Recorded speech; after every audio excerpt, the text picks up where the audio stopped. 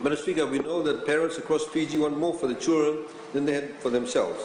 More opportunity, more prosperity, and particularly they want them to inherit a Fiji that is safer and more secure. Right now, the worsening impacts of climate change are putting all of that at serious risk. Our environment, our economy, and our secure future are all under siege from the disastrous climate impacts, the rising seas, the changing weather patterns, and the tropical cyclones that are ravaging our country. Madam Speaker, we cannot budget the exact amounts that cyclones will cost us each year, but we are blessed, Madam Speaker, that we have an economy that has been strong enough to support affected Fijians in the aftermath of these storms, in particular in the immediate aftermath. This year, we were able to immediately activate Care for Fiji program after the back-to-back arrivals of TC's Josie and Kenny, a comprehensive relief package aimed at assisting Fijians badly affected by the storms. To date, Madam Speaker, we've disbursed $123 million in assisting around 100,000 Fijian families through homes care, farms care, e-transport care, welfare care, sugarcane care, and leaseholders care. Care for Fiji, Madam Speaker, help for homes, and the massive rebuild we took following Cyclone Winston have all accomplished tremendous good. But we cannot remain stuck in a dangerous cycle of having to put up massive rehabilitation bills year after year. It is not sustainable. And if we don't take action immediately, it is our children and their children who will have to deal with the consequences. Madam Speaker, in total, the direct cost to government and the Fijian people from TC Winston was Fijian $1 billion in damages. That is a huge amount, and that is not a cost Fiji can afford to pay in and year out.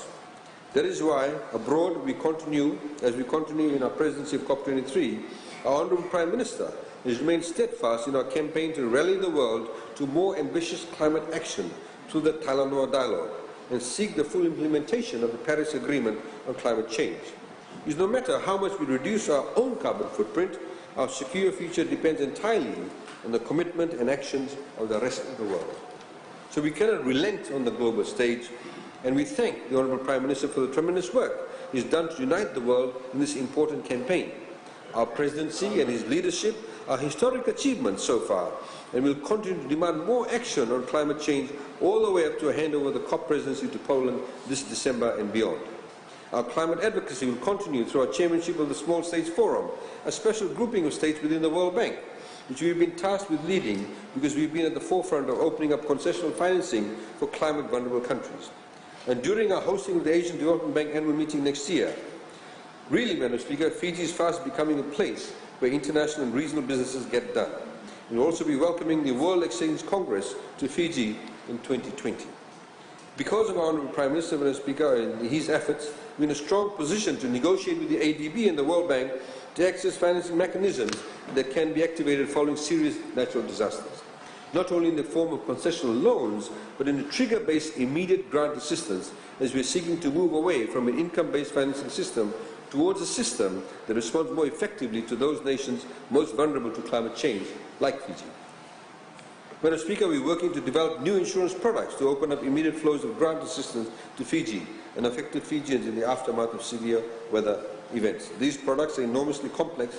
We have already begun working closely with the World Bank, who is currently modelling a parametric insurance program in Fiji. That program would mean that in the aftermath of a serious storm, if a home is lost, immediate funds can be paid out to affected Fijians. And we are also looking to apply the model to crop insurance in Fiji. For both home and crop insurance in Fiji, we have allocated $1.4 million to cover the initial development costs and premiums once the scheme rolls out.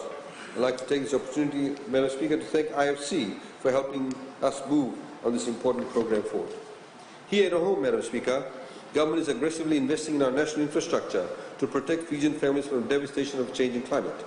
Because while Fiji may be extremely vulnerable to rising seas and strengthening storms, the vulnerable label doesn't limit our ambition. We still have our eyes firmly set on building Fiji into the nation we all believe we are capable of becoming. This year, government will spend $650 million on climate adaptation and mitigation efforts. From stronger schools to seawalls, from sustainable energy to flood-resistant waterways, we are going all out to ensure the Fijian economy is engineered to weather any storm. Madam Speaker, we published a breakdown of how your Environment and Climate Adaptation Levy, or ECAL, has been working for Fiji. It is essentially reading for every Fijian. It shows we've collected $110.6 million, and $106 million had already been used to fund new cyclone-resistant schools, new bridges, solar home systems, cane access roads, and agricultural loan to farmers, among other programs that are preserving our environment and protecting Fijians from climate impacts. And the ink is barely dry on a freshly signed MOU, Madam Speaker, between Energy Fiji Limited and Accor Energy, a leading renewable energy producer from France, which establishes a joint venture aimed at vastly expanding solar power generation in Fiji, bringing electricity to Fijians living in some of our most remote and maritime areas who would otherwise be unreachable to EFL's grid. And there's very good news for tens of thousands of Fijians, Madam Speaker, who have recently become shareholders in EFL. Because when EFL does well now, so do they. Last year, we introduced a 10-cent levy on plastic bags. Plastic usage has gone down, but we know we can do better. So we increased the levy to 20 cents this year. And we're working towards a complete ban of single-use plastic bags in Fiji by 2020. This will give everybody 2 years to phase out from uses of plastic.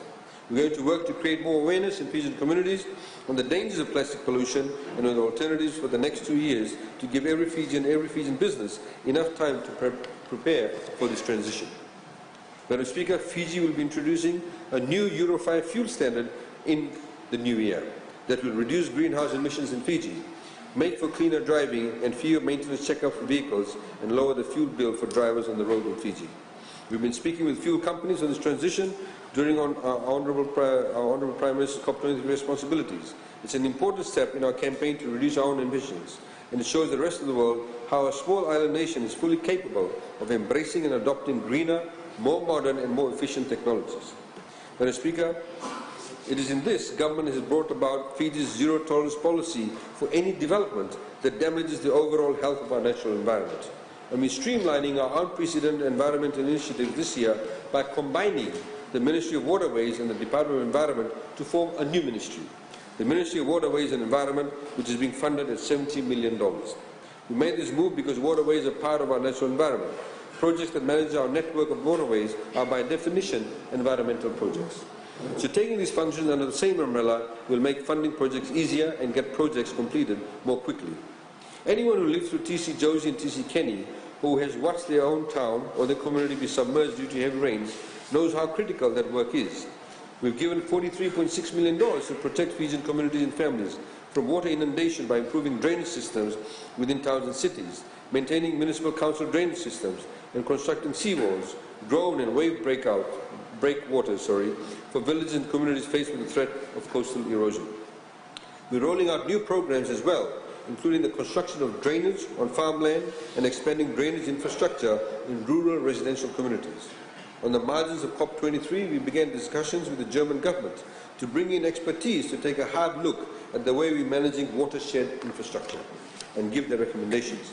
This year, the German Development Corporation will send a technical assistance team to Fiji with a mission to identify suitable climate adaptation activities in the water sector that are in line with national climate, watershed and waterway strategies. And those recommendations, Madam Speaker, will also highlight opportunities for the mobilization of climate finance into Fiji. We will undertake another round of surveys for Nandi River project, which is designed to alleviate the worsening flooding in Nandi town, to update the master plan, the project's development based on new river patterns, siltation and changing rainfall. We've also brought new partners on the board to get this project done, with the European Investment Bank, the Asian Development Bank, joining alongside the Japanese government. Once we complete this latest survey, the Japanese government is committed to fund the most immediate and pressing work that can be undertaken to lessen the risk of serious flooding in the Nandi town area. Then the ADB, EIB and Japanese government will together fund the completion of the project in partnership with the Fijian government. Madam Speaker, we're also taking major strides to clean up Fiji, because as a nation, as a society, frankly, we need to do a lot better. We've allocated $1 million to standardize rubbish bins across the country, first starting in Nasinu. This won't only look better, it will make crystal clear in every Fijian community exactly where the rubbish ought to be put, not in the streets, not in our rivers, but in the rubbish bin. Madam Speaker, we've allocated $1.5 million towards the collection of rubbish by government. In our major urban centres, rubbish is choking roadways and communities, and it's unacceptable. And we'll now be increasing rubbish pickups every day from Monday through Friday, first starting in Nasinu. We'll also be introducing a new pilot program in Asino to distribute compost bins where Fijians can dispose of organic waste like leaves and kitchen waste. So we'll actually be creating compost from that waste for productive use. We've moved the rural and local authority from the Ministry of Health to the Ministry of Local Governments, because non-health functions ought to be under the ambit of local government. It's the right ministry that makes the most sense for inspecting and approving new developments. This will also bring rubbish cleanup under the Ministry of Local Government, because this again is a local governance and development issue. Direct health aspects will remain with the Ministry of Health. Madam Speaker, we're also launching a new national competition across Fiji to clean up Fijian communities through the Clean Community Competition, bringing a sense of pride and achievement to Fijian communities who go the extra mile to keep their homes, community areas and streets clean by judging and rewarding which communities are the tidiest and are kept the cleanest. Madam Speaker, maintaining a clean environment isn't a job that any one of us can go alone. It will require societal change and mindset from all of us to think about our actions and consider the consequences. And we're going to be working with companies in Fiji to adopt stretches of roads in Fiji to help clean them up. It's a great way for companies to give back to the Fijian community who support businesses here in our country by doing their part in keeping Fiji clean and beautiful and protecting our natural environment. Madam Speaker,